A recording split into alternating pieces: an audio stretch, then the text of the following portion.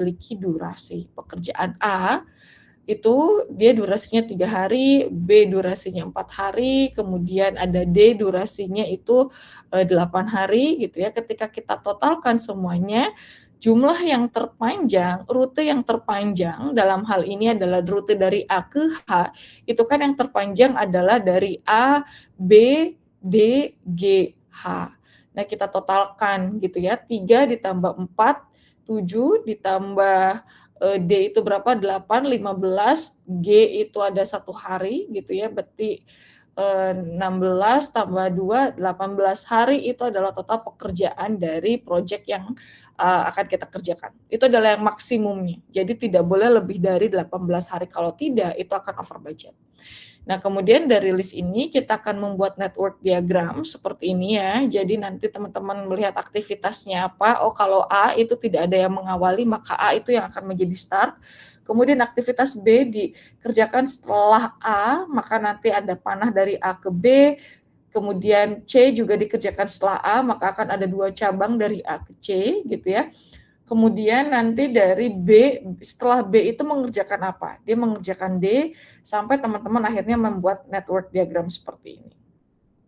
Nah, kemudian berikutnya untuk menentukan nih berapa lama sih kita itu boleh gitu. Ada yang namanya float.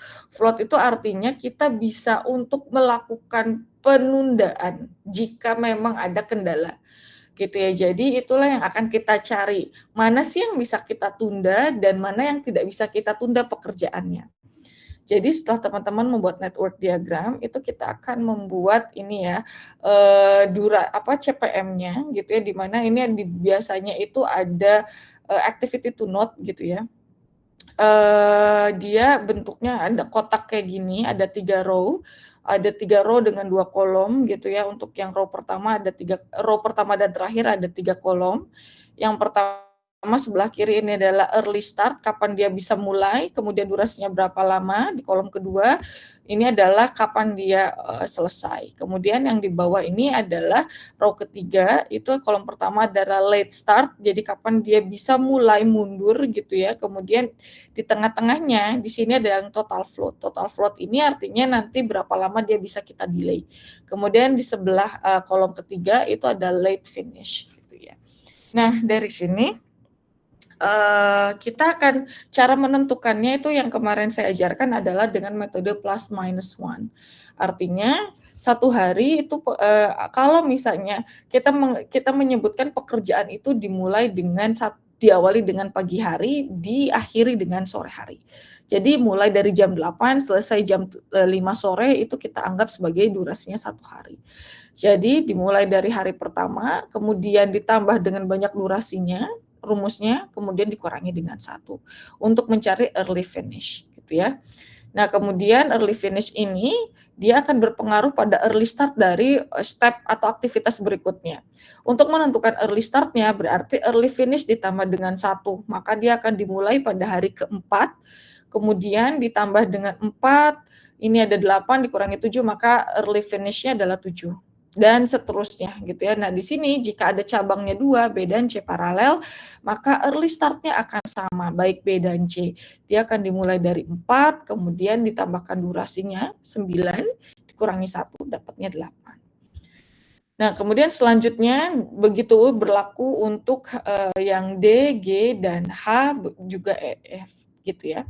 Nah, kemudian ini yang disebut dengan tahapan yang kita kerjakan di kolom pertama ini semua disebut dengan forward step gitu ya. Artinya kita maju gitu. Kita melihatnya dari awal aktivitas, akhir aktivitas, awal dan akhir gitu ya. Dengan kondisi yang ideal. Kemudian ada disebut dengan backward process. Di sini ada kita memindahkan gitu ya, early finish.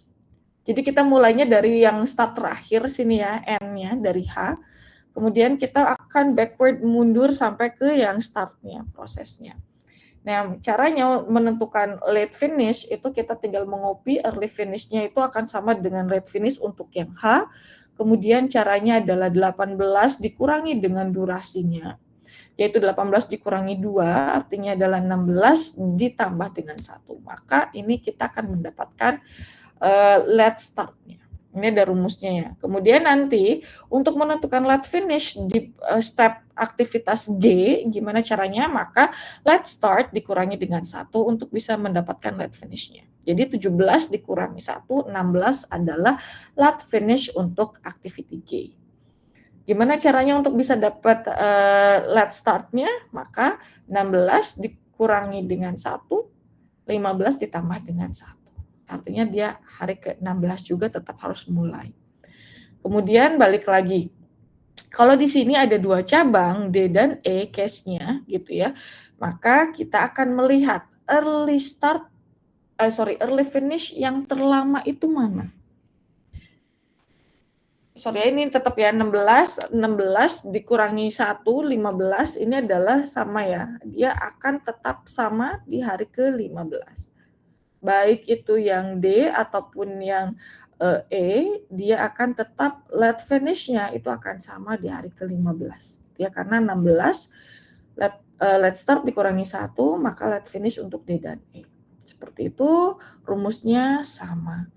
Gitu ya. Nah, sekarang setelah kita mendapatkan ini semua sampai ke A, maka yang perlu kita lakukan adalah mengisi kolom kedua pada baris ketiga.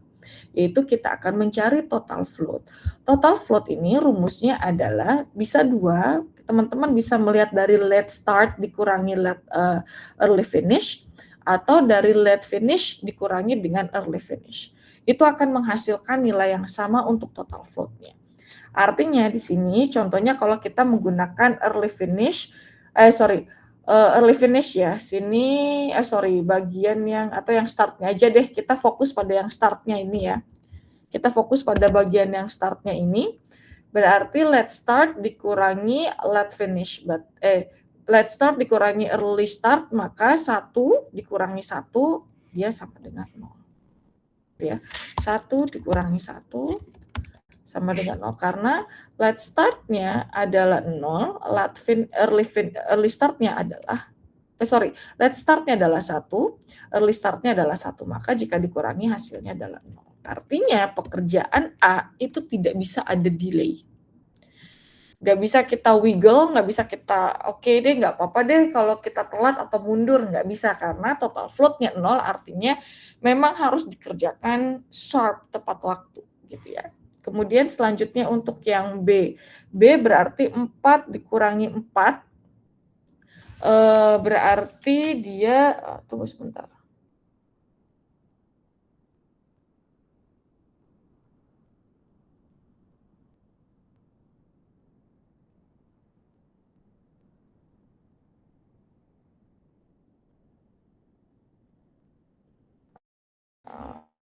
Sebentar ya. Nah ini berarti total float-nya berapa yang B ini berarti 4 dikurangi 4 maka dia 0.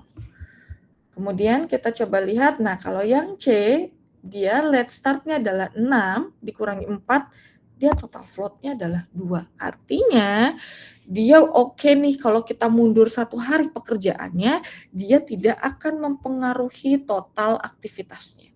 Jadi tetap bisa diselesaikan tepat waktu 18 hari walaupun kita misalnya mundur 1 hari gitu ya. Nanti kita akan bahas. Nah sekarang untuk yang aktivitas D total float-nya adalah 0 karena 8 dikurangi dengan 8. Selanjutnya untuk yang E gitu, yang E ini berarti 11 dikurangi 9 berarti kita punya total float-nya adalah 2. Kemudian 13 itu ada 13 dikurangi 9, maka dia ada 4. Gitu ya. Kemudian di sini, nah yang total float yang G adalah 0 karena 16 dikurangi 16, yang H pun 0 karena let start-nya 17, early start-nya adalah 17, maka 0. Nah kita lihat di sini jalur critical path yang ini adalah jalur critical path-nya. Saya warnai, nah, misalnya ini. Kemudian saya ganti juga ini. Nih. Oke.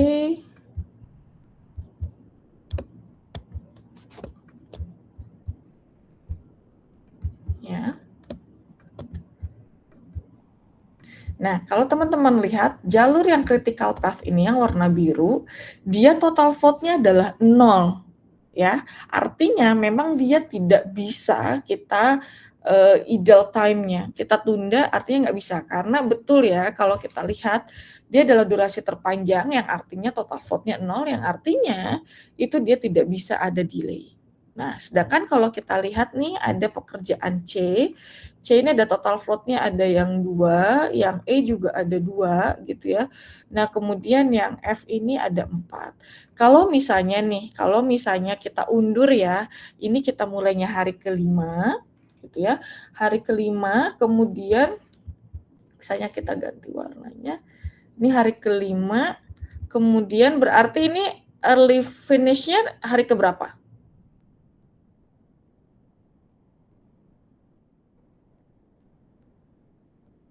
Kalau misalnya ini hari ke-5, maka 5 ditambah dengan 5, 10, dikurangi 1, maka dia selesainya di hari ke-9. Hari ke-9, nah sedangkan, hari ke-9 ya. Nah kita lihat nih, nggak apa-apa nih kalau hari ke-9, oke. Kalau misalnya kita mundurkan nih 1 hari gitu ya, yang si C, kita mundurkan 1 hari gitu, terus kita lihat deh, ya udah deh jeda dulu deh gitu ya, kita nanti hari ke-5 aja baru mulai aktivitasnya. Ternyata masih nggak masalah, karena yang E masih beroperasi tepat waktu. Gitu ya, dia mulainya tetap pada, ini hari mundur ya, hari ke-10, karena next-nya adalah ditambah 1, kemudian ini hari selesainya hari ke-14. Hari ke-14 yang artinya hari ke-14 ini kan baru dimulai hari ke-16 kan aktivitas G. Jadi ya nggak masalah kayak gitu ya. Jadi nggak apa-apa, jadi dia bisa tetap tepat waktu. Ya kalau misalnya mundurnya 1 hari, tetap dia akan manageable. Project-nya tetap akan bisa beraktivitas dengan normal. Nah, itu yang dimaksud dengan total float atau total float itu jadinya maksimumnya deh berapa dia bisa di-delay gitu ya. Nah, kemudian ada juga yang disebut dengan free float. Free float ini rumusnya adalah melihat dari early start next activity. Early startnya misalnya, kalau misalnya kerjaan A itu kan next aktivitasnya adalah B ya, contohnya ya. Maka free float-nya berarti early early start-nya A itu ada, early start-nya B itu adalah hari ke-4, kemudian early finish dari A itu adalah hari ke-3, oke. Maka dia, nah ini tuh harus kita kurangi dengan 1 juga, karena kita pakai plus minus 1. Nah ini artinya dia 0. Kemudian free float-nya untuk B, berarti B ini dipengaruhi oleh D ya, maka dia 8, early finish-nya si B itu adalah 7, kurangi 1, maka sama dengan 0. Jadi dia total float-nya biasanya akan sama. Gitu ya, selalu dia akan sama dengan total float-nya akan selalu 0. Kalau untuk dia memang ketika memang total float-nya adalah 0 gitu ya. Nah, kemudian yang ini free float-nya untuk aktivitas D, D ini next-nya adalah G gitu ya, maka early start-nya adalah 16 dikurangi 15, early finish-nya itu dari aktivitas D, kurangi 1, maka di hasilnya adalah 0. Ini yang disebut dengan free float. Kemudian bagaimana yang C? Free float-nya yang C ini artinya adalah C ini dipengaruhi oleh aktivitas E. E itu adalah early next activity-nya adalah 9.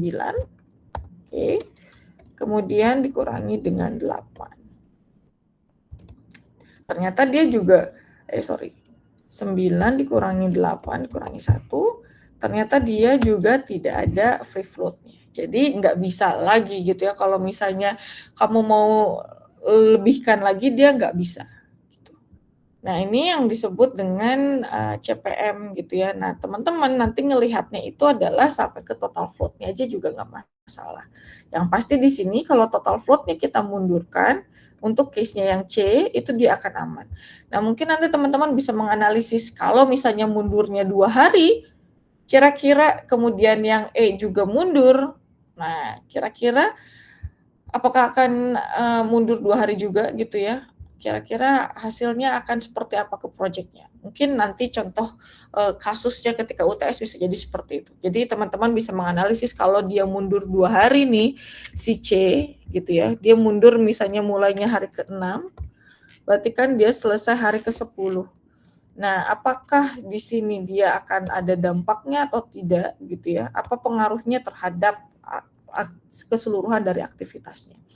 Apakah akan menyebabkan delay atau tidak, atau seperti apa, gitu ya. Nah, itu nanti teman-teman bisa melakukan analisis dengan perhitungan CPM untuk mengetahui dan bisa menjawab soal dari contohnya. Misalnya kalau nanti UTS ada soal yang seperti itu, nanti teman-teman bisa menjawab, gitu ya.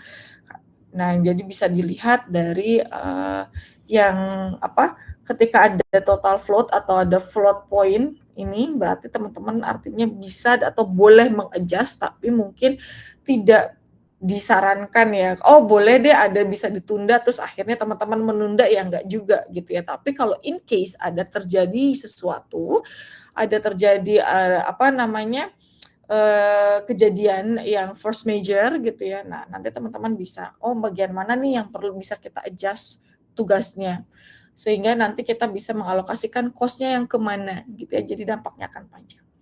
Nah itu mungkin sampai, yang bagian pertemuan yang, di 2 minggu lalu gitu ya, terkait, time, management gitu. Jadi time management itu artinya kita membuat list aktivitas gitu ya. Dan banyak prosesnya, nanti kalian bisa lihat lagi recalling di slide yang sepertinya, nanti kalau saya akan cek ya, apakah dialog sudah ada atau tidak, nanti kalian bisa recalling dari situ. Artinya kita ingin me-manage semua pekerjaan yang sudah kita tentukan dalam WBS itu adalah sesuai dengan project charter yang kita buat di awal. Artinya sesuai dengan durasi yang sudah kita tetapkan di awal project. Harapannya dia bisa selesai dengan tepat waktu, sesuai dengan target yang sudah kita tentukan. Kemudian dari time management ini teman-teman bisa, project time management ini teman-teman bisa melihat aktivitas mana sih yang betul-betul kritikal ketika dia ditunda, yang dia betul-betul memang tidak boleh ada penundaan dan harus tepat waktu. Bagian mana sehingga teman-teman bisa melakukan mitigasi gimana caranya agar tahapan tersebut itu memang bisa berjalan dengan lancar sehingga tidak ada penundaan waktu. Kemudian dari time management juga teman-teman bisa melihat gitu ya, mana sih yang bisa kita adjust durasinya, yang bisa kita tunda, yang bisa kita mundurkan gitu ya, yang mana gitu. Nah, itu nanti teman-teman bisa melihat dari critical path management ini gitu ya. Sebenarnya caranya untuk menentukan critical path management ini ada satu lagi metodenya, tapi mungkin tidak akan saya tambahkan ya, karena nanti akan terlalu panjang durasinya. Mungkin nanti saya bisa tambahkan bahan bacaannya gitu. Nanti teman-teman ketika mengerjakan soal mau pakai metode yang mana silahkan gitu ya, karena basically metode yang kedua itu lebih mudah gitu ya. Cuma nanti, saya feel free gitu ya kalau misalnya nanti pas mengerjakan tugas mau pakai metode yang ada di bahan bacaan yang akan saya berikan, atau nanti akan, sesuai dengan yang saya ajarkan di kelas gitu ya. Sampai sini ada yang ingin ditanyakan?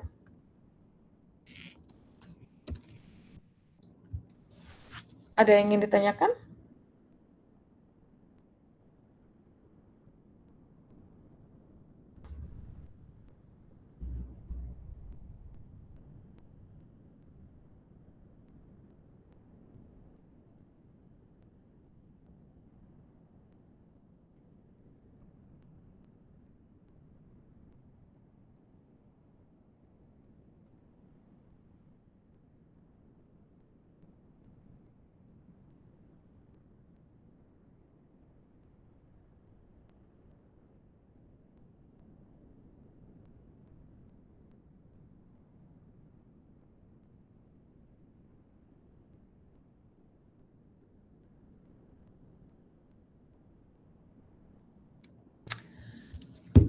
Oke, sebentar ya.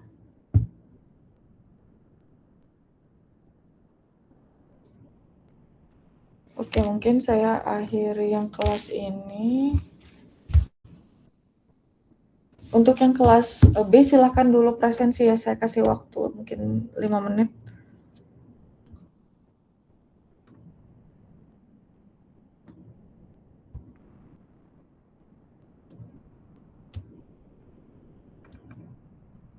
Sorry.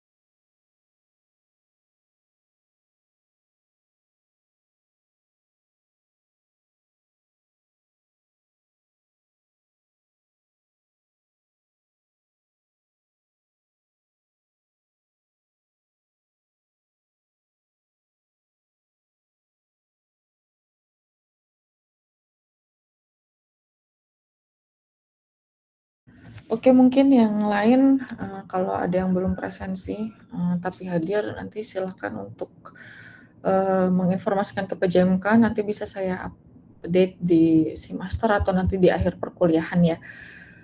Oke, nah kita akan masuk ke materi berikutnya ya. Jadi itu penutup yang week 5, sekarang yang week 6.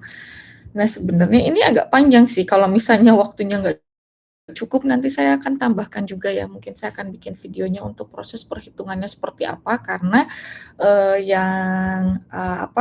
week 5 dan week 6 ini ada beberapa yang perlu kita lakukan proses perhitungan gitu ya. Jadi berbeda dengan yang pertemuan 1, 2, 3 dan 4 gitu ya, dia lebih banyak kita ke high levelnya gitu ya, menentukan siapa sih, pekerjaannya apa, skopnya apa, siapa timnya, kemudian list pekerjaannya apa aja. Nah, di yang, week, 5 dan 6 ini dia jauh lebih banyak ada proses monitoring controlling-nya sebenarnya yang lebih, panjang gitu ya. Nah ini adalah yang ini saya ambil dari Project Management Body of Knowledge gitu ya, ada slide originalnya, nanti saya bisa kirimkan juga, upload-kan juga kepada teman-teman gitu ya, dialog, nanti bisa melihat gitu ya, mana tahu ada yang, kurang tepat.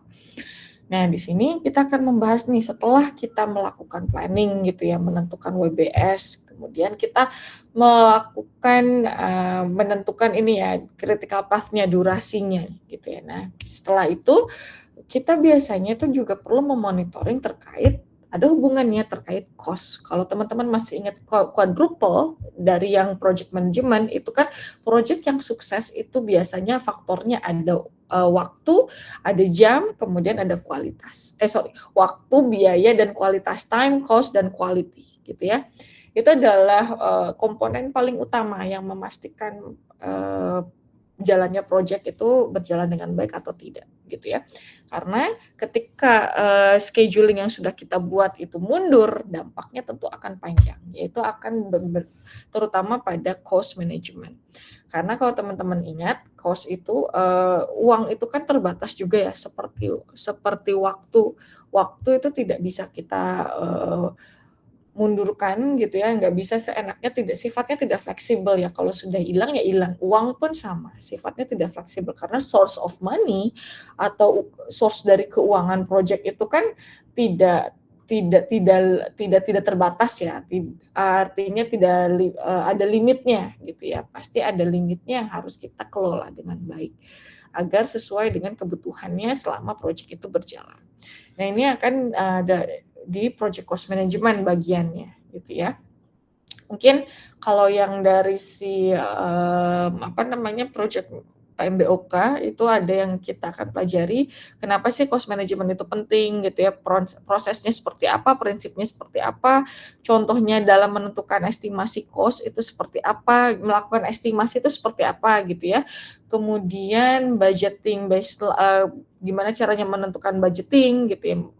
Kemudian menentukan baseline keuangan dasar atau SBU gitu ya. Kemudian gimana caranya kita melihat apakah waktu aktivitas yang kita lakukan di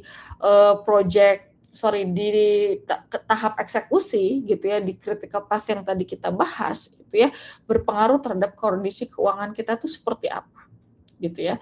Nah, itu ada yang disebut dengan earned value management. Nah, kemudian kita akan coba lihat juga terkait contohnya, dan yang terakhir adalah project portfolio management tools. Tunggu sebentar, cara mindahin. Oke. Nah, itu akan kita pelajari, semoga cukup waktunya, kalau enggak ya berarti saya akan tambahkan video gitu ya. Nah, di sini kenapa sih cost management itu penting gitu ya, karena balik lagi di project IT gitu ya, di project IT itu hampir gitu ya, IT project itu berdasarkan data Chaos 2023 agak obsolete sebenarnya gitu ya. Ternyata rata-rata 43% itu dari project yang ada gitu ya, itu adalah selalu kekurangan uang gitu ya. Jadi overrun rata-ratanya itu membengkak separuhnya dari anggaran awal gitu. Jadi 43% bengkaknya. Bayangkan kalau misalnya kita punya 200 juta uang, kemudian membengkak menjadi 300 juta, maka kita harus mencari 100 juta tambahannya. Nah, itu rata-rata project IT berdasarkan penelitian Chaos 2003 itu seperti itu kondisinya, gitu ya. Kemudian juga artinya apa di sini ada, kalau kita lihat gitu ya, ini berdasarkan project yang di Amerika ada 55 miliar dolar yang hilang dalam waktu setahun. Dari project yang dibatalkan, kemudian atau project yang dia membengkak keuangannya gitu ya. Jadi kalau kalian bisa bayangkan setahun ada 55 miliar yang hilang percuma gitu ya, dari keseluruhan project yang berjalan, project IT yang berjalan pada tahun 2022 itu bukan angka yang kecil gitu. Sehingga di sini kenapa kita perlu melakukan tata kelola keuangan dengan baik gitu ya. Jadi project cost management itu by definisi berdasarkan PMBOK atau body of knowledge dari project management adalah suatu kumpulan proses yang untuk memastikan di mana itu proyeknya selesai sesuai dengan anggaran yang sudah kita sepakati atau setujui di awal ketika kita membuat project charter. Cost atau biaya itu adalah sumber daya yang kita korbankan atau yang korbankan dalam artian kita bayarkan, kita keluarkan gitu ya. Dalam hal ini adalah uang untuk bisa mencapai tujuan tertentu gitu ya. Yang biasanya paling gampang untuk menentukan apakah offeran atau tidak dilihat dari keuangannya atau dari pengeluarannya gitu. Itu jadi mengapa sih si cost management ini penting gitu ya. Nah, kemudian ada 3 proses utama dalam cost management gitu ya. Yang pertama adalah cost estimating. Artinya di sini kita membuat perkiraan biaya sumber daya yang kita butuhkan. Kita mengestimasikan berapa banyak sih untuk setiap pekerjaan itu kira-kira berapa banyak, misalnya untuk project management planning, menentukan project management planning itu kita estimasikan berapa banyak yang perlu kita keluarkan, gitu ya. Jadi mengestimasi, perkiraan biaya sumber daya yang kita butuhkan itu apa aja.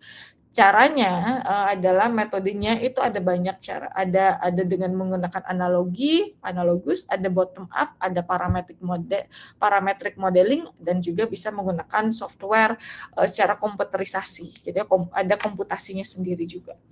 Nah, kemudian tahapan kedua adalah cost budgeting. Cost budgeting ini artinya kita mengalokasikan estimasi biaya yang sudah kita buat tadi di tahap awal, itu ke dalam setiap list pekerjaan yang kita miliki, berdasarkan durasinya, berdasarkan waktunya.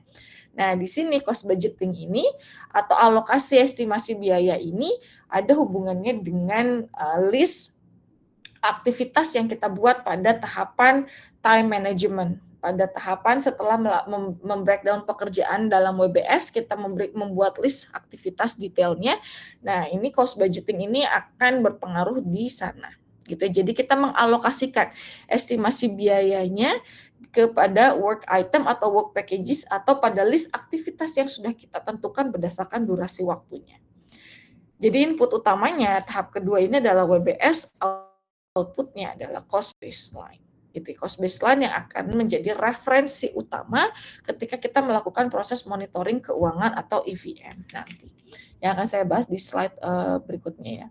Kemudian proses ketiga ini adalah cost control. Cost control ini artinya kita mengontrol atau memonitor, memantau, mengendalikan perubahan jika memang ada perubahan anggaran. Misalnya tadi untuk aktivitas C itu kan mundur 1 hari kalau tadi yang pakai case yang critical path management ya. Nah, itu kan mundur 1 hari artinya bisa jadi akan ada penambahan biaya, yaitu contohnya mungkin pembayaran gaji pegawai karena yang harusnya dia selesai tepat waktu berarti dia agak mundur, berarti nambah nih harinya gitu ya. Jadi itu akan berdampak di sana. Nah, kita akan di tahapan inilah kita akan mengontrol nih. Oke, ini masih terkendali atau tidak kalau kita mundur? Uangnya masih oke atau tidak? Kalau dari waktu sih masih oke, tapi dari keuangan seperti apa? Nah, itulah cost control gunanya adalah untuk memantau dan mengendalikan jika ada perubahan anggaran. Oke, nah, paling kira-kira nih yang mungkin sering kita lupakan gitu ya, di sini adalah cost control-nya. Biasanya kita yang budgeting ya udah loss aja, nggak memantau, baru nanti di akhir-akhir baru keteteran. Nah, itu adalah yang tahapan yang sering kita lupakan, tapi dia paling penting adalah cost control gitu ya. Nah, kemudian sekarang basic prinsip-prinsip dasarnya gitu ya dari project cost management ini ada 8 gitu. Yang pertama adalah profit atau keuntungan gitu ya, di mana revenue dikurangi pendapatan dikurangi dengan pengeluaran gitu ya. Total pendapatan kita dikurangi dengan total pengeluaran. Nah, nanti biasanya ini ada yang akan kita sampaikan ke manajerial kita. Ke eksekutif kita ini akan yang akan kita sampaikan karena mereka kalau eksekutif gitu ya levelnya stakeholder eksekutif biasanya mereka melihatnya dari profitable nggak sih projectnya gitu, ada untungnya atau enggak.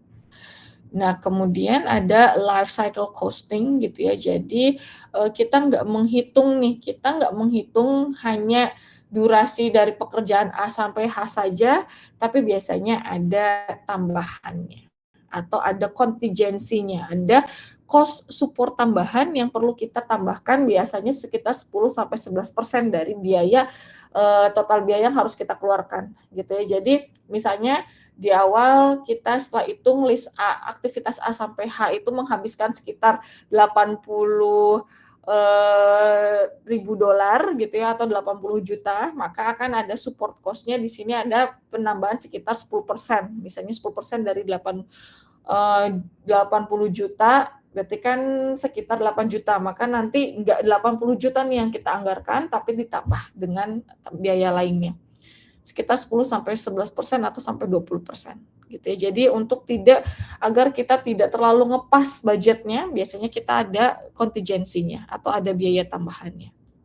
Nah, kemudian ada cash flow analysis-nya. Di sini kita ingin melihat estimasi cash flow tahunannya, kita akan melihat gitu ya, apalagi dari proyek-proyek sebelumnya, apakah organisasi kita cukup atau enggak nih bisa mendapatkan cash flow yang kita targetkan atau enggak, kayak gitu ya. Nah, kemudian ada tangible intangible. Tangible intangible ini bisa diukur biasanya dalam dolar gitu ya, kalau enggak ya dalam rupiah juga bisa gitu ya. Tangible ini adalah biasanya keuntungan gitu ya, sama seperti profit. Jadi berapa banyak yang kita keluarkan atau yang kita masuk atau biaya yang masuk gitu ya. Dia biasanya dalam mata uang diukurnya. Kemudian kalau intangible ini sifatnya adalah seperti kepuasan KPI gitu ya, KPI-nya seperti apa, reputasinya seperti apa. Kemudian biasanya sih agak lebih susah dikuantifikasi karena intangible nggak ada bentuknya gitu ya, tapi biasanya paling gampang dilihat dari KPI-nya. Kemudian juga ada yang disebut dengan direct dan indirect cost gitu ya. Direct indirect cost ini adalah uang yang, kalau direct ini adalah uang yang terlibat langsung dipakai di dalam project. Ada indirect cost, ini adalah yang biasanya tidak terlalu berkaitan langsung dengan project, misalnya sharing cost. Contohnya kalau misalnya kita menggunakan gedung yang sama dengan kantor perusahaan kita gitu ya, nanti ada sharing cost. Pertama misalnya budget listrik, budget misalnya untuk keamanan kayak gitu ya, AC kantor, itu adalah overhead biaya operasional gitu yang tidak selalu berkaitan dengan uang yang bergulir di project. Ada sunk cost. Nah, sunk cost ini adalah uang yang sudah kita keluarkan, yang tidak akan bisa kembali lagi karena kita bisa artinya yang sunk cost ini adalah uang yang sudah kita keluarkan misalnya dan bukan merupakan investasi, contohnya gaji. Kayak gitu ya, misalnya gaji atau apa namanya, biaya operasional fixed cost kayak gitu. Nah, ini adalah dia biasanya sifatnya bukan investasi. Nah, kalau kita sudah menghabiskan uang 100 juta tapi nggak ada gunanya, proyeknya mangkrak kayak gitu, ya udah. Jadi kita, itu yang disebut dengan sunk cost. Jadi kita nggak ada investasinya, nggak ada return value-nya, nggak ada kembaliannya, ya hilang begitu aja, itu yang disebut dengan sunk cost. Nah, kemudian ada learning curve. Learning curve ini adalah semakin banyak yang unit diproduksi gitu ya, paling gampang nanti kita akan untuk menentukan prinsip dari manajemen. Jadi berdasarkan pengalaman sebelumnya, kita akan melihat gitu ya, semakin banyak unit yang kita produksi secara massal dan repetitif, maka biasanya unit cost-nya itu akan berkurang kayak gitu. Kemudian ada reserve. Reserve ini adalah dana cadangan atau kontingensi yang tadi saya bilang gitu ya, untuk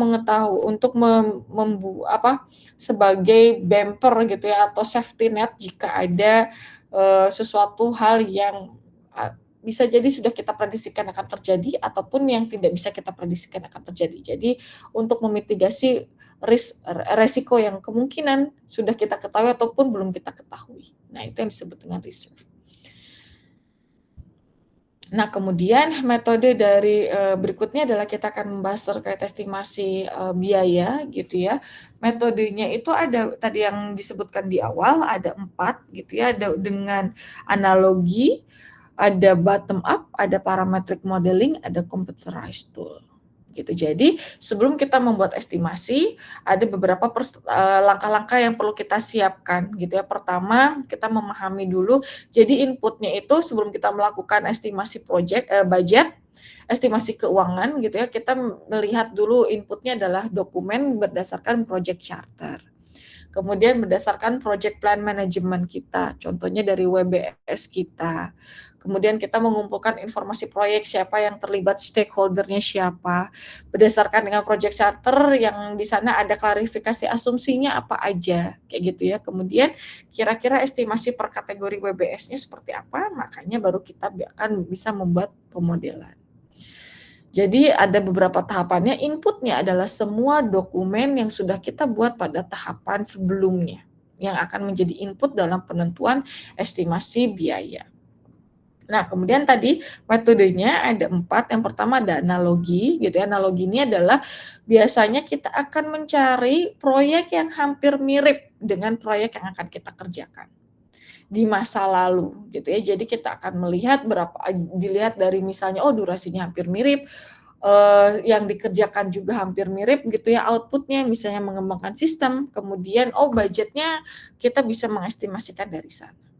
Kemudian ada bottom up. Bottom up itu estimasi setiap work item yang satu persatu. Jadi dari list yang sudah kita dari list aktivitas yang kita buat di tahapan sebelumnya, kita akan mengestimasikan per tahapannya berapa banyak cost yang kita butuhkan, nanti kita jumlahkan, itu adalah total cost-nya.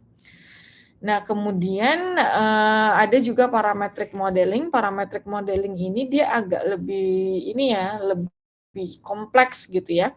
Karena dia menggunakan pemodelan matematika. Rumusnya ada yang menggunakan function point analysis, ada yang pakai COCOMO 2. Jadi dia sebenarnya lebih kompleks dalam menentukan estimasi budget, cuman dia biasanya sifatnya lebih konsisten dan repeatable gitu ya. Jadi kita kita bisa menduplikasi gitu ya, karena rumusnya hampir sama gitu ya, dan dia biasanya itu adalah sesuai gitu ya dengan realitanya. Cuman kita tidak akan membahas lebih detail di sana gitu ya.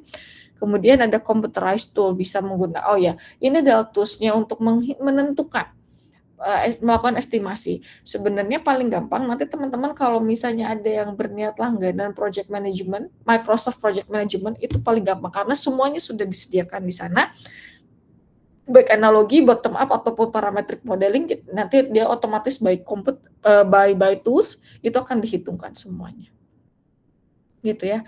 Nah, jadi dia biasanya bisa dilakukan secara otomatis dengan computerized tools, contohnya tadi ya Microsoft Project Management gitu ya. Kita tinggal masukkan list-nya, list aktivitasnya, durasinya, kemudian list resource-nya, siapa yang mengerjakan siapa, mengerjakan task apa, berapa biaya dia per jamnya, nanti otomatis by software akan dihitungkan. Nah, ini contohnya ya untuk yang analogi atau top down estimasi. Jadi ini misalnya kalau kita diminta untuk merencanakan portal e-government yang baru gitu ya. Nah, kemudian ini untuk membuat misalnya city licensing portal gitu ya, untuk membuat SIM contohnya kayak gitu. Nah, kita bisa melihat nih, ada referensi ternyata dari past project-nya atau project sebelumnya itu ada project dengan nama City Tax Portal version 1 atau untuk menghitung keuangan pajak pendapatan daerah gitu ya. Nah, oke, ternyata dilihat dari project sebelumnya kita lihat nih durasinya 8 bulan, hampir mirip scope-nya dengan yang kita miliki sekarang, tapi bedanya di sini ada 9 modul atau mungkin sekitar 50% ada modul yang baru gitu ya. Kalau yang ini dia cuma ada 6 modul. Ini ada lebih banyak gitu ya. Kemudian kita lihat nih timnya hampir sama nih gitu ya, struktur timnya ternyata yang City Licensing Portal ini dia membutuhkan 5 developer juga dengan 1 PM juga hampir sama, skill-nya yang sama juga gitu ya. Oke, berarti kita bisa melakukan estimasinya. Ya, sama teknologi infrastrukturnya sama, organisasinya atau vendor yang kita pakai juga mungkin sama. Nah, caranya kita bisa melakukan estimasi cost atau biaya dari project yang sebelumnya. Nah, biasanya cara ngitungnya seperti ini. Actual cost yang dari project sebelumnya, yaitu adalah $120.000, itu kita jadikan sebagai estimasi dasar. Gitu ya. Kemudian ada yang perlu kita adjust karena project-nya agak lebih besar sedikit, di mana modulnya lebih banyak, maka berarti kita lihat nih berapa banyak sih perbedaannya, berarti 9 dibagi 6, ternyata dia 1,5-nya lebih banyak modulnya atau lebih besar skopnya dibandingkan project sebelumnya. Maka kita perlu melakukan penambahan gitu ya. Jadi yang sebelumnya dikalikan dengan 1,5-nya, ini adalah pengalinya, maka budgetnya itu adalah estimasinya si project ini membutuhkan $180.000. Tapi ingat, kita perlu ada dana cadangan sekitar 10-15%, maka setelah kita tambahkan 10%, misalnya 180 ditambah 10%-nya, mungkin kita menjadikan budget proyeksi yang baru kita ini sekitar $198.000. Ini adalah caranya si analogi. Jadi pakai yang project sebelumnya, dilihat perbedaannya berapa banyak kita estimasikan berapa besar gitu ya skala rasio perbedaannya paling gampang dilihat dari banyaknya modul yang kita kerjakan gitu ya. Nah, kemudian base cost-nya yang actual cost pada pada project sebelumnya itu akan menjadi base cost kita dikalikan dengan pengalinya tadi, adjustment-nya tadi, kemudian ditambahkan 10% atau 15% dari dana cadangan. Ini yang disebut dengan project cost management yang tahapannya estimasi untuk yang metode analogi. Nah, kalau misalnya yang bottom up gitu ya, dia contohnya misalnya kita punya untuk mengembangkan mobile health aplikasi ada 3 feature gitu ya. Nah, kemudian setelah kita bikin WBS-nya, kita breakdown ternyata ada 7 aktivitas. 7 aktivitas ini ada project management, requirement and design, fitur A, fitur B, fitur C, ada testing, ada deployment. Ini tahapannya kita tambahkan roles-nya siapa yang mengerjakan, berapa lama itu tahapan itu akan diselesaikan. Dia biasanya hitungannya dalam jam, karena biasanya orang itu digaji itu dalam jam juga gitu. Kalau dalam project biasanya digajinya dalam jam. Nah, ini satu tahapan project management itu diselesaikan 80 jam. Kalau 1 hari 8 jam maka diselesaikan dalam waktu 10 hari, di mana project manager ini digajinya per jam adalah $100. Maka biayanya untuk si project manager mengerjakan satu tahapan project management adalah 100 dikali 80, maka $8.000. Kemudian ini ada requirement dan design, dikerjakan 120 jam, kalau misalnya dibagi 8 atau dibagi 4 gitu ya, dibagi 6 jam deh, maka ada 20 hari gitu ya, di mana 1 jamnya dibayar $80. Maka di sini untuk pekerjaan requirement and design $80 dikali 120 lamanya waktu, maka $9.600 gitu yang dibutuhkan untuk mengerjakan task 2. Task 3 dan seterusnya tinggal nanti teman-teman dikalikan rate per jam dikali durasinya. Nah, ini kita jumlahkan dari atas ke bawah. Oke ya. Dari di sini kita totalkan, akhirnya kita dapat 48.590. Sorry, ini bottom up ya, kita dari yang rinci, kita dapat estimasi generalnya. Estimasi generalnya kita dapatkan 48.590, nah tapi jangan lupa untuk ditambahkan kontingensinya, sekitar 10% atau 15%, nanti budgetnya ada di kira-kira di sekitar $53.449 misalnya, atau sampai $58.308 gitu ya. Nah, ini estimasi yang kita butuhkan untuk mengerjakan satu proyek, itu dengan cara bottom up estimation. Nah, kemudian ada yang disebut dengan parametrik gitu ya, estimasi dengan menggunakan parametrik atau parameter gitu ya, yang paling teknis. Contohnya pakai function point analysis dan dikombinasikan dengan COCOMO 2 gitu. Nah, ini sih agak ribet ya. Mungkin kalau paling gampang itu biasanya kalau project IT itu nanti akan, kalau untuk yang parametrik, kalau yang saya baca-baca biasanya dia akan diterjemahkan ke dalam line of code-nya, berapa banyak line baris kode yang dibuat oleh programmer gitu ya. Nah, nanti kalian ini ada ininya, ada estimasinya gitu ya. Pertama ada external input-nya ada berapa, external interface-nya jumlahnya ada berapa, ini ada bobotnya, kemudian ini yang disebut dengan function point-nya. Function point-nya kita totalkan semua ada 175. Nah, kemudian di sini 175 misalnya menggunakan function point, kita ubah ke dalam source of line code gitu ya. Kalau pakai Java biasanya dapat setara dengan 46 line of code. Nah, ini kita kalikan maka dapat sekian.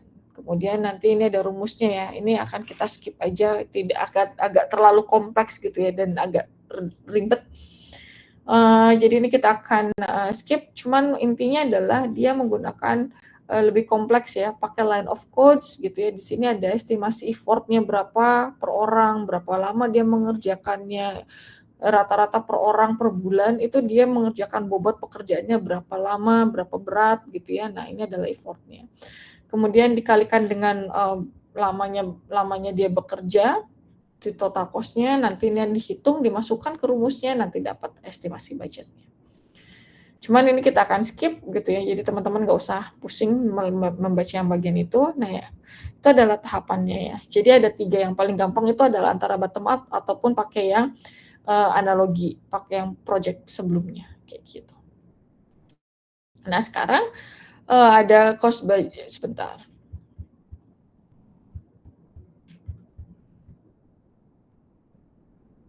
Oke, sebentar.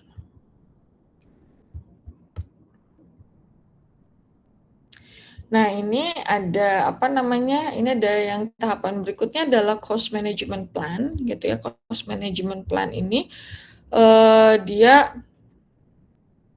sebentar. Oke. Yang cost management plan ini adalah bagaimana sih caranya kita melakukan planning gitu ya, melakukan perencanaan, gimana caranya kita akan memanage budget yang estimasi yang sudah kita lakukan di tahap sebelumnya gitu ya, untuk kita bagikan ke dalam setiap tahapan yang lebih detail, gitu. Jadi ada beberapa, yang perlu kita, lakukan dalam melakukan perencanaan cost management. Yang pertama kita melihat dari cost variance threshold, kita mendefinisikan nih berapa banyak gitu ya. Cost variance itu artinya adalah, biasanya kalau nggak salah rasio dari actual cost dibandingkan dengan earned value yang akan kita bahas gitu ya. Jadi acceptable variance perbedaan cost-nya gitu ya, berapa sih threshold-nya yang bisa kita loloskan gitu ya, sesuai dengan effort yang akan dikeluarkan yang sudah kita planning-kan di awal gitu ya. Nah, itu cost variance-nya seperti apa, ada threshold-nya. Kalau lebih dari threshold, maka berarti misalnya cost overrun, atau misalnya nanti berarti oke gitu ya, di bawah lebih cepat, kemudian lebih rendah daripada yang kita planning-kan, maka berarti lebih oke seharusnya, atau sesuai dengan yang kita targetkan di awal. Nah, itu yang akan kita tentukan threshold-nya. Kemudian kita akan melakukan reporting-nya, cost reporting, frekuensinya mau berapa lama nih, kita akan membuat laporan keuangan, apakah mau weekly, monthly, kemudian siapa yang akan menerima laporan keuangan, bagaimana formatnya, apakah dalam bentuk dashboard ataupun spreadsheet.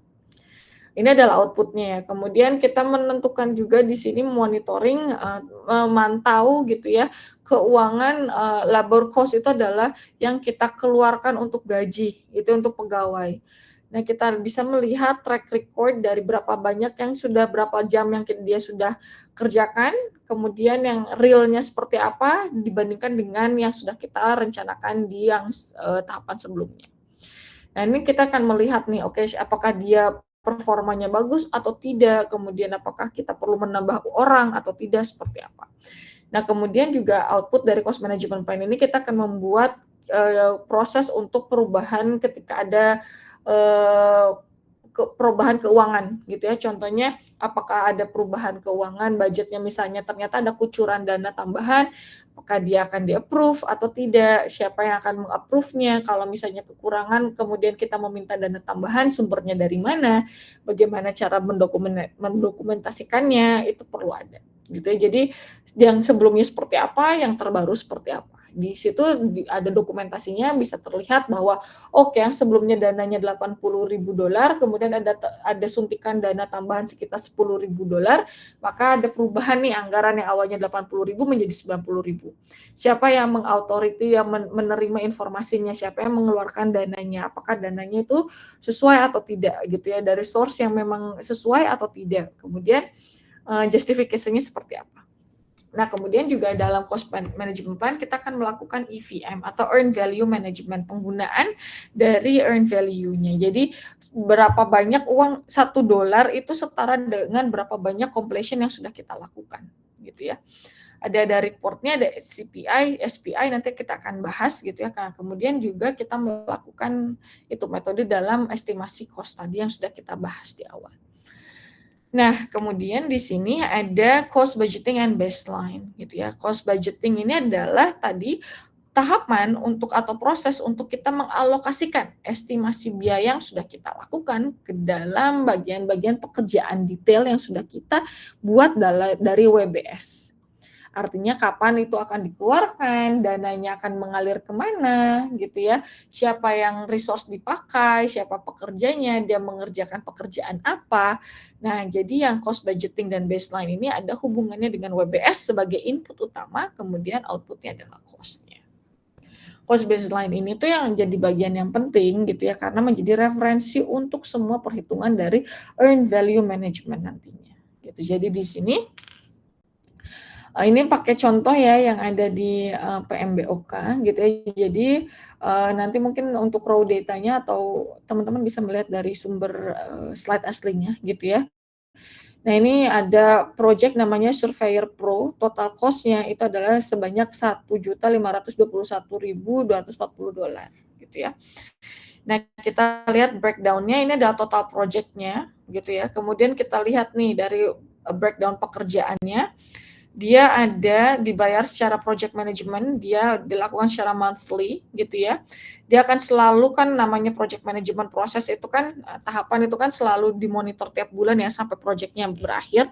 Nah, dia menghabiskan 20% dari total cost yang kita miliki, yaitu sekitar $300.000.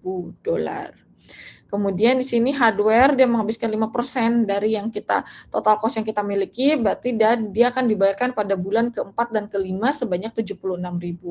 Kemudian software development ini yang paling besar, dia menghabiskan 40% dari dana yang kita miliki, total cost yang kita miliki, berarti dan dia akan dibayarkan dari bulan kedua sampai bulan ke-10 dengan total biayanya $600.000. Nah, kemudian testing dia menghabiskan 5% dari anggaran. Dia akan dibayarkan pada bulan ke-3 sampai 8 dengan total anggarannya 69.000. Training dan support akan dibayarkan selama 5 bulan. Dari bulan ke-7 dan bulan ke-12 dia menghabiskan 13% dari total anggaran yang kita miliki sebesar $200.000. Ini ada yang reserve kontingensinya didistribusikan ke semua tahapan yang ada di sini, sekitar 17% dia mengalokasikannya, maka ada 253.000 yang uangnya itu bisa kita hold untuk membackup jika ada kekurangan atau jika ada yang mundur dan sebagainya. Jadi ini reservasinya dan cadangannya. Oke. Nah, jadi ini yang disebut dengan kontingensinya ya, untuk misalnya jika ada resiko yang sudah ataupun yang belum kita ketahui. Nah, kemudian kita kalikan, kita jumlahkan gitu ya. Nah, kita dapat di sini. Kita dapat cost-nya ya, di sini cost baseline-nya. Oke, sebentar. Nah, ini contohnya ya. Kita kan tadi pokoknya totalnya ada 360.000 ya kan untuk yang si project management. Nah, kita list nih. 360.000 ini alokasinya kemana aja nih? Alokasinya dia ke project manager sama project team member gitu ya. Dia project manager, dia bayarannya berapa nih unit per hours-nya? Dia bekerja 960 jam, seharinya dia sejamnya gitu ya, dia dibayar $100. Maka dia totalnya dia mendapatkan gaji monthly sekitar 96.000. Gitu. Kemudian project team member unit pekerjaan per hours-nya sekitar 1.920, cost per unit per hour-nya, jadi per orang dibayar $75 per jam, subtotalnya sekian, dikalikan ya 75 kali 1.920 dapat sekian. Nah ini harusnya ketika kita totalkan, nah ini ada kontraktor, misalnya kita bayar software development-nya ya. Jadi ini 66.300 dibayarkannya fixed cost gitu ya. Jadi per paket dapat sekian. Nah, kalau kita totalkan harusnya sama dengan $306.300 ini. Jadi ini adalah yang kita estimasikan di awal baseline-nya. Kemudian kita distribusikan dengan lebih detail siapa yang penerimanya, di mana totalnya harus sama. Kemudian tadi hardware membutuhkan 76.000, totalnya dibayar pada bulan keempat dan kelima, gitu ya. Nah ini ada biasa, misalnya dia beli device, 100 device, di mana per harganya adalah per device itu $600, dikalikan sekian. Ternyata dia juga beli server 4, satu servernya harganya 4.000, totalnya sekian, kalau dijumlahkan harusnya sama. Gitu ya, dan seterusnya. Jadi dari sini acuannya, baseline-nya, kemudian kita breakdown ke estimasi list pekerjaan yang lebih detail. Gitu. Ini kita distribusikan di sini, maka ini adalah yang kita dapatkan dalam 1 tahun proyek yang akan kita kerjakan. Seperti itu. Nah, oke. Kemudian misalnya nih, kalau kita, bentar, kalau kita bagi ya. Sebentar.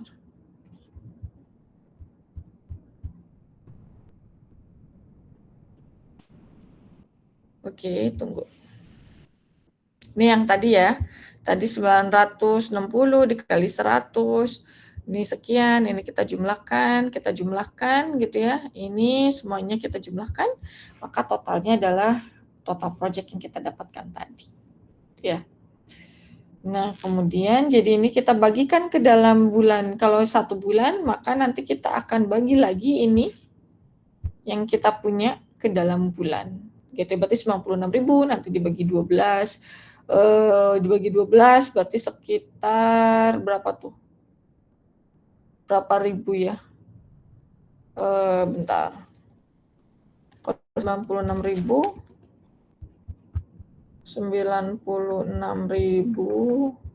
dibagi 12. Sorry. Maka dia sebulannya ini akan digaji $8.000 gitu ya. Kalau misalnya ini kan baru gelondongan nih, nanti kita akan bagi per bulan. 96.000 ini kita akan distribusikan per bulan karena tadi ceritanya ini ada 12 bulan proyeknya, lamanya 12 bulan, maka 96.000 kita akan distribusikan ke 12 bulan, maka nanti dia akan dapatnya adalah 8.000 per bulan. 8.000 per bulan gitu ya untuk si project manager. Kemudian ini nanti kita bagi 144 dibagi 12 gitu ya. Misalnya 144.000 dibagi 12, maka dia akan dibayar per bulannya adalah 12.000 gitu ya, 12.000 dikalikan 12 berarti 144 benar ya. Nah, ini nanti kita akan distribusikan per bulan juga. Jadi setelah kalian gelondongan seperti ini, nanti kalian akan breakdown lagi di per bulan sesuai dengan yang kalian tentukan berapa lama durasi proyeknya itu tadi. Nah, kemudian ini nggak usah sih. Ini sih tadi yang memvalidasi lagi ya. Jadi kalau kita lihat mana yang aslinya ya. Tunggu. Nah, ini contohnya seperti ini ya. Kita skip 2 slide-nya. Kita skip. Nah, ini tadi kan kita udah dapet nih. Udah nge-breakdown yang ini ya. Sorry, yang ini kan. Kita udah nge-breakdown setiap ininya, setiap bagiannya. Kemudian kita bagi ke dalam bulan. Dapatlah seperti ini. Detailnya ya. Jadi per bulan 8.000, berarti bulan 1 ini dia sudah menghabiskan 20.000 hanya untuk $20.000 gitu ya dari 1.500.000 tadi hanya untuk project management task aja. Gitu ya. Jadi dia bulan pertama dia bulan pertama dia udah menghabiskan 20.000. Dia sudah menghabiskan 20.000 gitu ya, dia sudah menghabiskan 20.000 di bulan pertama, kita jumlahkan ya, Januari nggak ada lagi pengeluaran yang lainnya kecuali project manager. Bulan kedua, tunggu.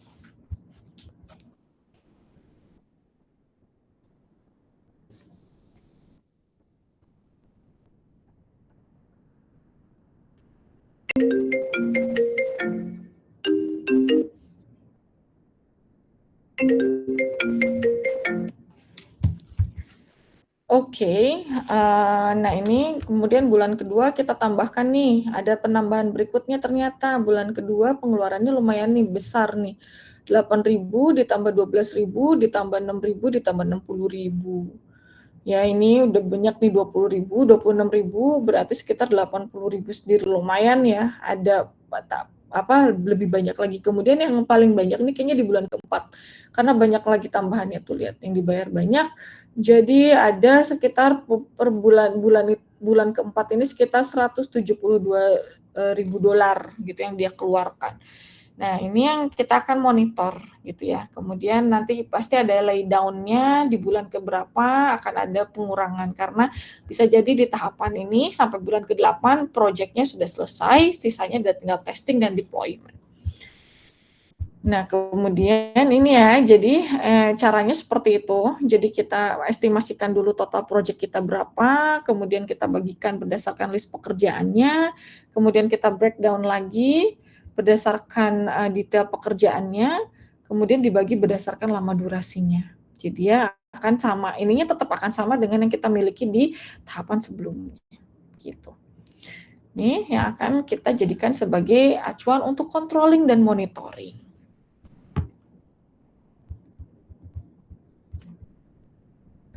Nah, ini apa namanya? Jadi di sini tadi ya, cost baseline itu dia adalah pada tahapan masih dalam tahapan perencanaan gitu ya. Satu cara bacanya di sini setiap bulan ini, satu kolom ini menunjukkan dia bulan gitu ya. Kemudian row-nya ini adalah WBS-nya.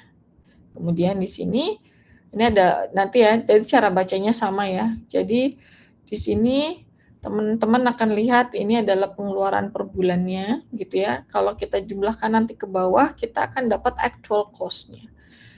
Gitu. Oke.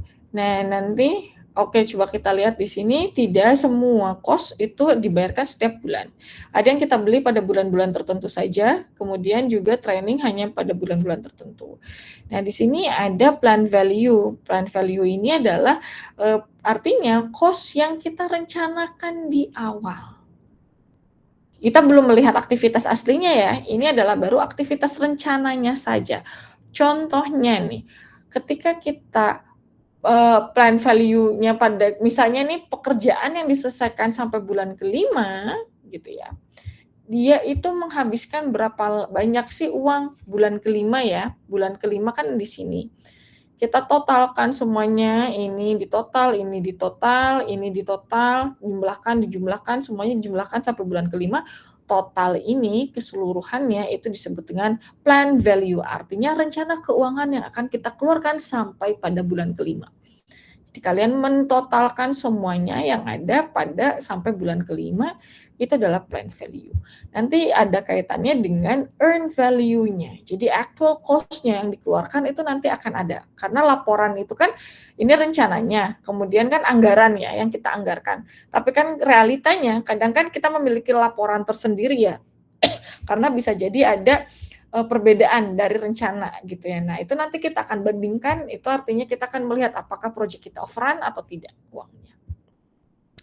Oke, nah di sini kemudian kita punya reserve gitu ya, reserve-nya kita distribusikan di bulan ke-4 sampai 12. Kenapa sih dimulainya di bulan ke-4? Karena dia paling banyak estimasi keuangannya gitu ya. Jadi cadangannya mungkin akan lebih banyak, proses development sudah bekerja di sini, maka kita perlu ada dana cadangan karena kemungkinan terjadi sesuatu hal yang kita tidak bisa prediksikan itu lebih besar dibandingkan di bulan ke-1, 2 dan 3.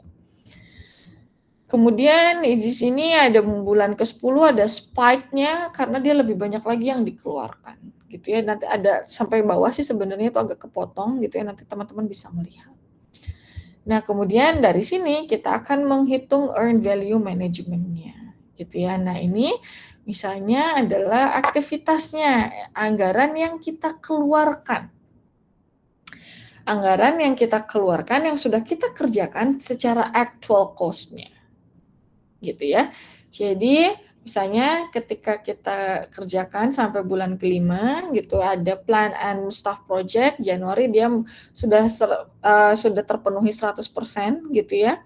Dia rencananya adalah harusnya selesai 2 bulan dan di sini rencananya adalah 100%, kemudian analyze requirement juga harusnya di bulan ke-3 sudah 100%, di bulan ke-4 untuk step ketiga itu adalah sudah berapa 100% juga sampai April. Desain database table-nya seharusnya sudah 100% sampai bulan Mei, kemudian desain form dan report query-nya ini kita exclude ya, karena dia dari bulan kita hanya sampai endpoint-nya sampai ke bulan ke-5 gitu ya. Jadi ini kalau direncanakannya 75% saja di sini. Karena ada bulan Juni ya, ada tahapannya. Nah, kemudian caranya kita adalah menghitung dulu monthly plan value-nya atau PV-nya. Jadi kita jumlahkan per bulan ke bawah sini. Ini bulan Januari adalah 4.000. Ini Februari itu adalah 10.000, kita jumlahkan ke bawah. Maret juga 10.000 kita jumlahkan, dan seterusnya dari kolom atas sampai bawah, tahapan 1 sampai ke-2 kita jumlahkan ya. Dapat row-nya, sini adalah rencana bulanan yang kita keluarkan.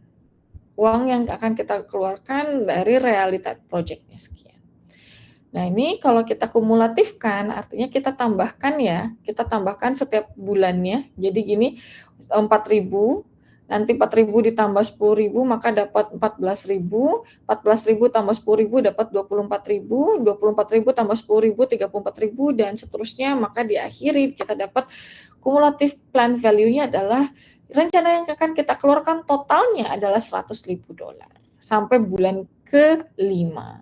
Nah, ternyata ini adalah pengeluarannya. Ya, ini adalah pengeluarannya. Ini dia sampai bulan ke-10 ya. 12. Nah, ini kita lihat nih, karena tadi kita fokusnya sampai bulan ke-5 ya. Nah, kita lihat actual cost-nya. Actual cost ini artinya adalah cost yang memang kita keluarkan pada bulan tersebut. Kita lihat pada bulan pertama masih on the track 4.000. Tapi pada bulan kedua ternyata dia melebihi dari targetnya. Harusnya ada 10.000, ternyata dia sudah melebihi budget lebih dari $1.000. Harusnya 10.000, dia jadinya 11.000. Kemudian yang Maret juga harusnya 10.000, tapi actual cost-nya ternyata mengeluarkan 11.000. April harusnya 10.000, dia keluarkan 12.000. Mei di sini harusnya 12.000, dia keluarkan 15.000. Sini ada terlihat dari 4 bulan terakhir ini ada pengeluaran yang lebih besar daripada yang sudah direncanakan di awal. Kemudian kita totalkan gitu ya, kita kumulatifkan 4.000 ditambah 11.000, kemudian ditambah 15 jadinya 15.000 ditambah 11.000 jadinya 26.000, 26.000 kita tambahkan 12.000, 38.000 tambahkan sampai Mei pengeluarannya ternyata sudah 53.000. Harusnya sampai Mei itu adalah pengeluarannya 46.000. Jadi di sini ada sekitar 9.000 lebihan. 9.000 ya, kita boncosnya gitu ya, kita harus nombok 9.000. Nah, kemudian di sini kita lihat monthly EV-nya. Caranya adalah rumusnya EV ini berarti biasanya sesuai dengan si plan value-nya ya di sini. Kalau dia sudah 100%, maka 100% berarti 4.000. Kalau di sininya juga yang bagian berikutnya adalah 100% di bulan Februari ya, sini. Berarti dia juga sama 10.000, kemudian ini juga sudah tahapannya 100% sampai bulan April. Maret dan April ini sama ya 10.000. Nah, ini ada yang 75%, yaitu 75%-nya dari target awalnya. 75 dari 12.000, maka yang dipenuhi adalah 9.000-an gitu ya. Ini sekitar 9.000 dari 75% dari 12.000 ya, kita dapat di sini 9.000 karena dia belum selesai untuk desain form dan report query-nya. Nah, kemudian ini kita kumulatifkan, totalkan artinya, maka di sini earn value yang kita dapatkan adalah 43.333. Artinya di sini seharusnya dengan effort pekerjaan seperti ini, sebentar ini ada yang terlewat nggak ya? Oh, sorry, ada yang kelewatan. Tunggu.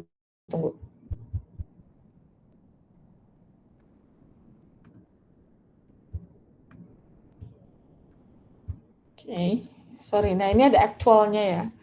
Ini harusnya 75% targetnya, ternyata dia selesainya 50% ya untuk design form report query. Nah, kita lihat ya, harusnya dengan pekerjaan yang sudah dipenuhi, aktualnya itu baru hanya ada 4 project yang selesai dengan 50% yang selesai, itu harusnya keluar itu adalah uangnya adalah 43.000. Tapi realitanya ternyata yang kita keluarkan lebih besar daripada seharusnya. Jadi cumulative earned value itu adalah total yang harusnya kita keluarkan jika kita melihat dengan rencana yang kita miliki. Gitu ya. Nah, ini kalau cumulative actual cost ini adalah yang kita keluarkan secara real di lapangan sekian. Nah, kita dari sini kita bisa melihat, kita lihat gitu ya, cost variannya. Ada rumusnya di sini. Sebentar. Ini ada penjelasannya, nanti kalian bisa lihat ya. Nah, dari situ kita bisa melihat nih cost variannya. Cost variannya itu adalah rumusnya EV, earn value yang sesuai rencana, harusnya cost uang yang kita keluarkan berdasarkan effort yang sudah kita kerjakan, direncanakan di awal, dikurangi dengan actual cost yang kita keluarkan secara real di lapangan berdasarkan dengan kondisi aktualnya.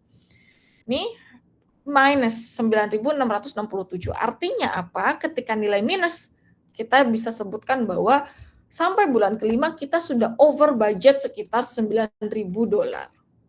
Dari situ kita bisa melihat nih schedule variance ini artinya adalah harusnya uang yang kita keluarkan itu kan ada effort dengan harusnya kan sesuai dengan target yang kita rencanakan ya kan. Jadi seberapa pantaskah uang yang kita keluarkan itu seharusnya gitu ya. Nah, ini disebut dengan schedule variance. Schedule variance ini rumusnya EV dikurangi dengan PV. EV-nya adalah 43.000 gitu ya. Kemudian kalau misalnya kondisinya seperti ini, harusnya worth of money yang kita keluarkan itu adalah 43.000. Kalau kita lihat dari rencana yang ada di sini, totalnya adalah 46.000. Nih ya, mana tadi? 46.000 di sini. Nah, harusnya sini ya, kita lihat schedule variance-nya ini adalah kita hitung 43.000 dikurangi 33 dikurangi 43.000 sekian dikurangi 46.000, ternyata hasilnya adalah minus 2.000. Artinya kita itu mengeluarkan uang secara cuma-cuma 2.667 gitu ya. Jadi itu tuh artinya apa? Artinya behind schedule. Yang harusnya bulan kelima itu sudah 75%, yang bagian design form dan reportnya, ternyata dia hanya baru 50%. Artinya apa? Berarti schedule-nya lebih lambat dari yang seharusnya. Targetnya tidak tercapai di bulan kelima, kinerja kita tidak tercapai, yang artinya apa? Kita mengeluarkan budget lebih banyak, sekitar 2.667, sedangkan pemenuhannya lebih rendah. Ini disebut dengan schedule variance, ya. Nah, kemudian dari sini kita juga bisa menghitung cost performance index. Cost performance index ini kita bisa adalah rasio dari earned value dibagi dengan AC gitu ya, atau actual cost. Earned value-nya 43.000 dibagi dengan 53.000, maka kita dapat CPI-nya gitu ya, atau CPI-nya adalah 0,8. Jadi gini, real effort yang dikerjakan sampai bulan kelima ini, actualnya sebenarnya realnya itu hanya $0,82 aja harusnya. Nah, tapi kita bayarkan full $1. gitu ya. Jadi ini artinya kita sudah dana yang kita keluarkan itu tidak inefisien, sudah over budget, sudah overrun, yang artinya tidak sesuai dengan target. Kemudian kita lihat juga SPI-nya, di sini SPI-nya adalah rasio atau Schedule Performance Index, adalah rasio dari earned value dibagi dengan PV atau plan value, 43.000 dibagi 46.000, sekitar rasionya adalah 0,9. Artinya ketika dia kurang dari 1, artinya dia tidak sesuai dengan target, tidak efisien. Hanya 92% pekerjaan yang berhasil dipenuhi sampai bulan ke-5. Harusnya 100% full semuanya sesuai dengan target, tapi ada sekitar 5,8% yang tidak sesuai dengan target, gitu ya. Ada yang behind work-nya, ada yang deadlock sehingga menyebabkan mundur. Nah, dari sini juga kita bisa menghitung estimate at completion, gitu ya. Proyeksi total cost-nya, gitu ya. Jadi total cost-nya kita proyeksikan berapa banyak nih, gitu. Dan rumusnya adalah BAC dibagi dengan CPI. BAC ini budget yang sudah kita tentukan di awal, dibagi dengan CPI-nya, 0, sekian. Nah, jadi over budgetnya adalah ada 22.000 tambahan uang yang perlu kita cari di mana. Gitu ya, artinya di sini ada 22% overrun. Budgetnya lebih besar, melebihi 22% dari yang sudah kita targetkan di awal. Nah, kemudian kita lihat juga estimated time to complete-nya, artinya proyeknya itu akan diselesaikan berapa lama. Harusnya targetnya adalah 12 bulan, dibagi dengan SPI-nya adalah 0,9. Nah, ternyata dia ada kelebihan 74. 0,74 ya. Artinya di sini ada kelebihan sekitar 3 bulan. Jadi lewat dari rencana ya, harusnya 12 bulan, tapi dia ada 0,74 sisanya gitu ya, sekitar 3 bulanan. Jadi dia estimasinya harusnya selesai 12 bulan, tapi dia selesainya 15 bulan. Gitu ya. 3 minggu, kok 3 bulan. 3 minggu lebih lama daripada yang kita rencanakan di awal. 3 minggu ini ternyata worth dengan sekitar 22.000. Jadi lumayan ya, 3 minggu aja 22.000 tambahan uangnya. Bayangkan kalau dia mundur sebulan. Bayangkan dia mundur 2 bulan, jadi akan semakin bengkak uangnya. Gitu ya. Nah, itu dari sini artinya proyeknya itu sudah over budget nih, sudah nggak bakal nutup dan sudah akan delay. Ketika kita memonitor, dan ini baru bulan ke-5. Apalagi kalau kita selesaikan sampai bulan ke-12. Dari sini project manager sudah bisa menentukan tindakan apa yang harus dia lakukan. Mana yang harus dikurangi, mana yang harus dipersingkat, mana yang mungkin perlu dihilangkan tahapannya. Gitu ya. Nah, dari sini kita bisa melihat dari dari setengah project pertama hampir setengah ya. Karena 5 bulan di awal ya. Nah, itu dia sudah overdue, sudah kelihatan bahwa itu project-nya sudah nggak sehat gitu. Nah, ini perlu kita jadi dari sini PM perlu melakukan investigasi, kenapa sih dia telat, apa sih penyebabnya, kemudian kita perlu melaporkan ke stakeholder kita bahwa ternyata dari sini kayaknya kita akan mundur 3 minggu dan butuh dana tambahan sekitar berapa banyak. Kemudian nanti kita akan mengkoreksi, melakukan perubahan pendanaan seperti apa, kita perlu lakukan dokumentasi sehingga harapannya akan sesuai dengan target yang kita dapatkan yang sudah kita tentukan di awal. Kayak gini ya, ini yang harus dilakukan oleh PM, nanti teman-teman bisa baca. Nah, ini ada rumusnya gitu ya. Ada rumusnya dari IVM ini, nanti kalian bisa lihat di sini. Jadi plan value ini adalah secara definisi budget yang sudah kita setujui di awal. Untuk setiap aktivitas yang kita tentukan di awal juga berdasarkan durasinya. Actual cost ini adalah total dari keuangan yang kita keluarkan gitu ya untuk menyelesaikan aktivitas tersebut. Earned value ini adalah estimasi nilai dari physical work dari completion, jadi berapa banyak sih effort yang sudah dikeluarkan, yang sudah betul-betul selesai gitu ya. Nah, ini adalah earned value. Jadi kan kita menyelesaikan harusnya 100%, ternyata baru 50%, ya worth budget 50% kita harusnya berapa sih yang kita keluarkan. Nah, ini ya caranya gitu. Kemudian ini ada rumusnya, nanti kalian bisa lihat lagi gitu ya, ada detailnya tadi seperti yang sudah saya jelaskan di slide berikutnya.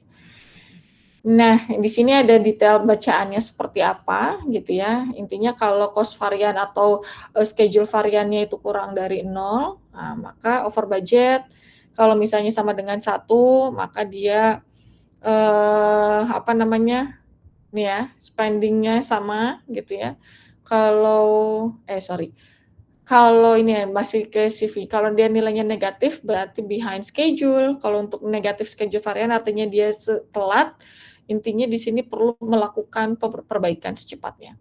Kalau CPI atau SPI-nya kurang dari 1 gitu ya, maka artinya CPI-nya itu kita mengeluarkan uang lebih banyak, SPI-nya kurang dari 1 maka kita berarti menyelesaikan pekerjaannya itu lebih sedikit daripada yang kita tentukan di awal. Nah, kemudian jadi kita perlu melihat lagi kalau kurang dari 1 betul-betul kurang dari 1 maka ada serious problem yang perlu kita selesaikan. Kalau CPI, SPI-nya sama dengan 1 gitu ya, berarti maintain sesuai dengan target gitu ya. Kalau lebih dari 1 artinya dia lebih cepat daripada yang kita jadwalkan, sepertinya bagus tapi bisa jadi ada yang, kurang atau ada yang terlewat jadi kita perlu investigasi gitu ya. Nah, tapi it's a good sign, gitu, setidaknya kita tidak kekurangan uang. Ini ada detail contohnya gitu ya, ini ada tadi BAC-nya sekian, PV-nya sekian, actual cost-nya nanti kita hitung tadi ya, yang sudah kita tentukan. Ini yang sama juga seperti yang tadi kita bahas, ini contohnya yang lain. Kalau ada PV-nya 3.000, earn value-nya 33.000, actual cost-nya 29.000, dengan BAC-nya 60.000 berapa banyak? Gitu. Nah, di sini nanti kalian bisa menghitung. Nanti kalian bisa menghitung di sini, kalian bisa coba latihan. Nah, di sini ada satu latihan sih yang sebelum latihan resminya yang saya buat nanti kalian bisa coba-coba ini ya. Coba-coba ini dulu, di slide berikutnya sih ada jawabannya ya, ada jawabannya tapi saya sih harapannya kalian tidak melihat dulu. Kalian coba hitung rate performance-nya bagaimana. Nih ya, task planning-nya rate performance itu adalah rasio dari yang pekerjaan yang sudah diselesaikan dibandingkan dengan total pekerjaan yang harus kita selesaikan. Jadi 170 dibagi 200 itu ada dapat RP-nya atau rate performance-nya. Kemudian kita hitung earn value-nya, cost variance-nya, hitung, nanti kalian teman-teman dapat jawabannya. Nanti seperti ini jawabannya, nanti kalian bisa lihat ya, coba latihan dulu, kalian coba interpretasikan seperti apa. Nah, ini mungkin ini akan contohnya ya, ini mungkin akan keluar juga di UTS perhitungan seperti ini. Jadi nanti kalian pelajari, kalian lihat indikasinya apa sih, CPI-nya sekian, 0, sekian, maksudnya apa sih? Oh, EAC-nya sekian, maksudnya apa? Gitu ya, lebih ke analisis, nanti mungkin akan studi kasus. Jadi nanti kalian latihan, mungkin akan sama dengan hampir mirip dengan soal yang akan saya berikan untuk latihan hari ini. Mungkin akan lebih sedikit kayak tambahkan untuk analisisnya di ujian gitu ya, jadi nanti kalian bisa latihan ketika mengerjakan soal dari saya setelah akhir pertemuan. Nah ini, yang terakhir ada project portfolio management, ini artinya adalah menyampaikan sebenarnya sih, menyampaikan aktivitas apa aja yang sudah kita lakukan. Pertama, untuk melihat sejauh mana sih project manajemen kita dilihat dari sisi keuangan itu sudah sesuai dengan, project yang sudah sebelumnya atau tidak, pernah dilaksanakan di organisasi atau tersebut atau tidak, gitu ya. Nah, di sini ada nggak terlalu ini nggak bakal ada keluar sih sebenarnya ya. Yang ini kemungkinan nggak akan kita keluar. Jadi intinya sih cost management ini fokusnya pada satu proyek, portfolio management ini artinya kumpulan dari proyek-proyek sebagai satu aktivitas yang saling berkaitan. Nanti kita akan membuat dari beberapa proyek yang sudah kita kerjakan, perusahaan akan membuat database-nya, kondisi semua proyek yang pernah dikerjakan dalam satu repository, nanti kayak kita akan lihat proyek mana yang menguntungkan atau tidak berdasarkan keuntungan yang didapatkan, kemudian mengkategorikan keuangan, misalnya ada yang perlu ditransformasi, perlu dijalankan lagi, perlu ditingkatkan, kemudian nanti akan melakukan proses otomasi, untuk reporting seperti apa sih kondisi keuangan dari proyek tersebut gitu ya, kondisinya seperti apa, apakah over budget atau tidak, apakah dia overrun atau tidak gitu, behind schedule atau tidak. Kemudian nanti kita akan bikin portofolio, resume eksekutif yang menyebutkan apa aja faktor yang menyebabkan adanya overrun, over budget gitu ya dari proyek yang kita kerjakan. Dari sini, ini akan menjadi lesson learn untuk project manager di project berikutnya. Ini ada software-software yang bisa digunakan oleh teman-teman gitu ya, atau yang biasa digunakan oleh PM ketika membuat project portfolio. Ini key takeaways-nya, jadi nanti mungkin itu ya, latihannya silakan coba dulu di bagian yang ini ya, di slide yang latihan ini. Tolong kalian coba, jangan lihat jawabannya langsung gitu ya, tapi kalian bisa melihat rumus yang sudah ada di sini. Gitu ya, nanti coba kalian lihat, pahami, soal nanti yang akan saya buat, mungkin akan hampir mirip, untuk latihan akan hampir mirip seperti ini, gitu ya. Jadi nanti silahkan untuk dieksplorasi dan dikerjakan. Untuk kelas B nanti itu akan dijadikan kuliah pengganti, gitu ya. Tugasnya akan saya jadikan sebagai kuliah pengganti juga. Oke, ada yang ingin ditanyakan sampai sini?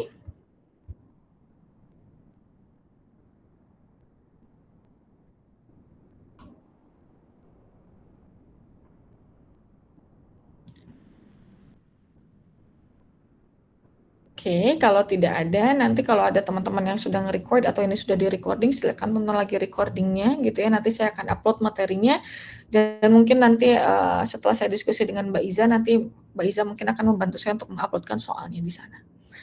Kalau tidak ada yang ditanyakan, berarti saya akhiri. Terima kasih sudah join perkuliahan dengan saya selama 6 minggu ini. Semoga dapat manfaatnya. Semoga bisa diambil ilmunya juga. Sampai jumpa nanti ketika kita UTS mungkin ya. Feel free kalau misalnya ada yang ingin ditanyakan. Tidak kisi-kisi ya, kalau kisi-kisi tadi saya ketika mengajar sudah saya sekilas gitu ya, tapi kalau nanya kisi-kisi soalnya akan seperti apa, intinya dari materi 1 sampai ke 6, itu akan saya jadikan soal UTS, nanti plus mungkin minggu ke-7 kalau Pak Dian mau menyampaikan informasi tambahan, mungkin plus dengan itu materi yang akan dijadikan sebagai UTS. Formatnya seperti apa, kemungkinan akan essay, tidak ada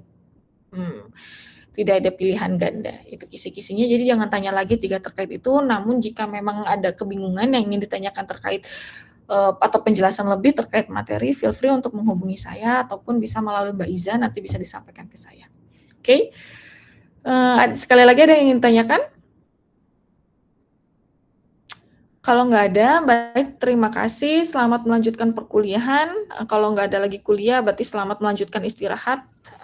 Sampai jumpa lagi di UTS atau di kelas materi yang lain, ya, di mata kuliah yang lain. Sampai jumpa lagi, saya akhiri. Assalamualaikum warahmatullahi wabarakatuh. Waalaikumsalam warahmatullahi wabarakatuh. Terima kasih, Bu. Terima kasih, Bu.